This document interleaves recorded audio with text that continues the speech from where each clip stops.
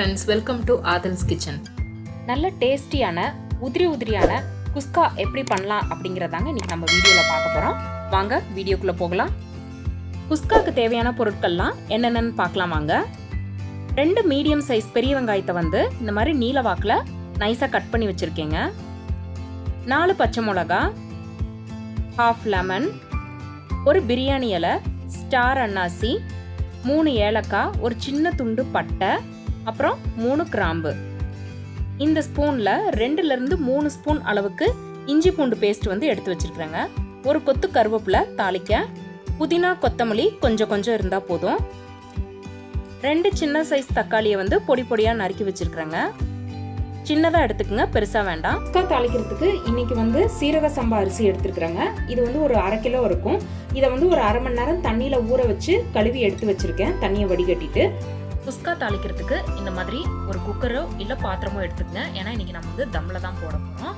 இப்போ நான் இன்னைக்கு வந்து எடுத்துருக்கிறது குக்கர் எடுத்திருக்கேன். இந்த குக்கர்ல வந்து சின்ன குழிக்கரண்டியில 1 குழிக்கரண்டி அளவு எண்ணெய் விட்டுருக்கேன். இது கூட 2 ஸ்பூன் கீ சேர்த்துக்கிறேன். உங்களுக்கு கீ ஃப்ளேவர் பிடிக்கும் அப்படின்னா நீங்க கீ கொஞ்சம் எக்ஸ்ட்ராவா சேர்த்துக்கலாம். ஆயிலை கம்மி பண்ணிட்டு எண்ணெய் நல்லா காஞ்சிருச்சுங்க. இப்போ தாளிக்க ஆரம்பிச்சிடலாம். தாளிக்கிறதுக்கு பட்டை வகை எல்லாத்தையும் சேர்த்துக்கலாம். இதெல்லாம் லைட்டா வதங்கினதுக்கு அப்புறமா ஒரு கொத்து கருவேப்பிலை, 4 பச்சை மிளகாவை வந்து கீறி போடுங்க, கட் பண்ணி போட்டுறாதீங்க.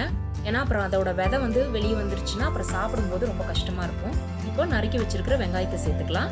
நல்லா வதக்கி விட்டுக்கலாம். வெங்காயம் பார்த்தீங்கன்னா ப்ரௌன் ஆக வேண்டியது இல்லைங்க, நமக்கு கண்ணாடி மாதிரி வதங்கினா போதும். வெங்காயம் நல்லா வதங்கிருச்சுங்க. இப்போ நம்ம இஞ்சி பூண்டு வந்து சேர்த்துக்கலாம். குஸ்காக்கு வந்து எப்போவுமே வந்து மசாலா ஐட்டம் ஜாஸ்தி சேர்க்கக்கூடாதுங்க. எல்லாமே வந்து மைல்டாக இருக்கணும்.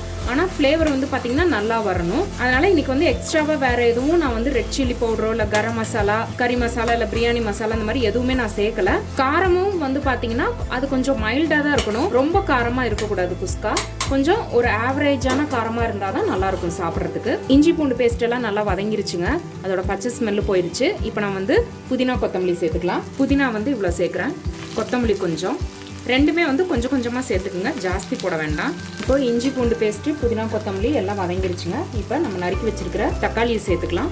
குழையிற அளவுக்கு தக்காளி வதங்க வேண்டாம், நமக்கு கொஞ்ச நேரம் அது வெந்ததுனாலே போதும். அடுத்து நம்ம வந்து தயிர் சேர்த்துக்கலாங்க. தயிர் வந்து பார்த்தீங்கன்னா 2 குழிக்கரண்டி, சின்ன சைஸ் குழிக்கரண்டியில் 2 குழிக்கரண்டி அளவு தயிர் சேர்த்துக்குங்க.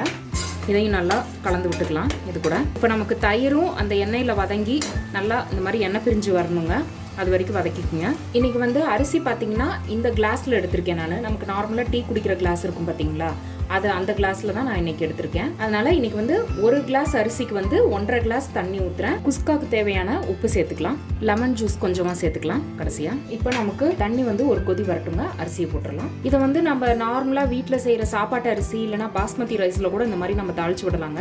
ஆனால் சீரக சம்பா அரிசிக்குன்னு ஒரு ஃப்ளேவர் இருக்கும் பார்த்தீங்களா, அது நேச்சுரலாகவே ஒரு பிரியாணி ஃப்ளேவர் வந்து அந்த அரிசியில் இருக்கும். ஸோ அதில் தாளிக்கும் போது உங்களோட குஸ்கா வந்து இன்னும் நல்லா ஃப்ளேவராகவும் நல்லாயிருக்கும், சாப்பிடவும் நல்லாயிருக்கும். இன்னைக்கு அதனால தான் நான் சீரக சம்பா எடுத்திருக்கேன். இப்போ ஒரு கொதி வந்துருச்சுங்க, நம்ம அரிசியை சேர்த்துக்கலாம். இப்போ நம்ம அரிசி எல்லாத்தையும் போட்டாச்சுங்க, உப்பும் போட்டாச்சு. குஸ்காக்கு இல்லை பிரியாணிக்கு இந்த மாதிரி தாளிச்ச சாப்பாடு நீங்கள் எது பண்ணாலும் சரி, உப்பு வந்து எப்படி இருக்கணும்னா நம்ம நார்மலாக இருக்கிற உப்பை விட 1 கல் வந்து ஜாஸ்தியாக இருக்கணுங்க. இப்போ இதை வந்து நம்ம தம்ல வச்சிடலாங்க. நான் இன்னைக்கு வந்து விசில்லாம் எதுவும் விடலை. ஸ்டவ்வை வந்து பார்த்தீங்கன்னா ஃபுல் சிம்ல போட்டுருங்க. போட்டுட்டு மேலே வந்து ஒரு தட்டு வச்சு மூடிடலாம். இது மேலே நல்லா வெயிட்டாக இருக்கிற ஏதோ ஒரு பொருளை வந்து எடுத்து வச்சிடலாங்க. இந்த மாதிரி நல்லா வெயிட்டா இருக்கிற ஒரு பொருள் அது மேல வைங்க. இல்லைன்னா ஒரு பாத்திரத்துல தண்ணி பிடிச்சி அதையும் இது மேல வச்சுக்கலாம். 4 மணி நேரம் ஆனதுக்கு அப்புறமா ஓபன் பண்ணி இந்த மாதிரி கிளறி விடுறாங்க. இப்போ நல்லா வெந்து வந்துருச்சு, உதிரியாவும் இருக்குது குஸ்கா. ஒரு 1.5 ஸ்பூன் கீ சேர்த்துருக்குறேங்க. இப்போ இதுக்கு இன்னும் கொஞ்சோண்டு புதினா வந்து மேலே தூவிடுறேன். ஏன்னா நமக்கு வந்து இன்னும் அடுத்து இந்த கீ போட்டு இந்த புதினாவை லாஸ்டா போட்டு இறக்கும்போது பார்த்தீங்கன்னா உங்களோட குஸ்கா வந்து சூப்பர் ஃப்ளேவராக வருங்க. அதனால் கொஞ்சமாக புதினா போட்டுக்கலாம். இப்போ புதினா கீ எல்லாம் போட்டாச்சுங்க. இதை இன்னும் ஒரு 5 நிமிஷம் தம்ல வச்சிருக்கலாம். மூடி போட்டு சேம் அதே மாதிரியே தம்ல வச்சிருங்க. ஒரு 5 நிமிஷம் மட்டும் இருக்கட்டும். அதுங்களோட நம்ம குஸ்கா வந்து இன்னும் நல்லா சூப்பராக ரெடி ஆயிடும். குஸ்கா சூப்பராக ரெடி ஆயிடுச்சுங்க, நல்லா உதிரியாக இருக்குது, டேஸ்ட்டாகவும் இருக்குது. இந்த குஸ்காக்கு ஒரு நல்ல மட்டன் குழம்பு, சிக்கன் குழம்பு அருமையான காம்பினேஷனாக இருக்குங்க. நம்ம சேனல்லே ஒரு சிக்கன் குழம்பு நான் போட்டிருப்பேன், அதுக்கான லிங்க் வந்து நான் டிஸ்கிரிப்ஷனில் கொடுக்குறேன். வெஜிடேரியனில் வந்து ஒரு பட்டாணி உருளைக்கிழங்கு போட்ட குருமா, வெஜ் குருமா இருந்ததுன்னா செமையாக இருக்கும். அதே மாதிரியே ஒரு சேப்பங்கிழங்கு கிரேவி, அதுவும் நல்லாயிருக்கும். அந்த சேப்பங்கிழங்கு கிரேவி ரெசிபியும் நம்ம சேனலில் இருக்குங்க. அதுக்கான லிங்க்கும் நான் டிஸ்கிரிப்ஷனில் கொடுத்துருக்கேன். இதை கண்டிப்பாக வீட்டில் எல்லாரும் ட்ரை பண்ணி பாருங்கள். ட்ரை பண்ணி பார்த்துட்டு எப்படி இருக்குது அப்படிங்கிறத வந்து கமெண்ட் பாக்ஸில் சொல்லுங்கள்.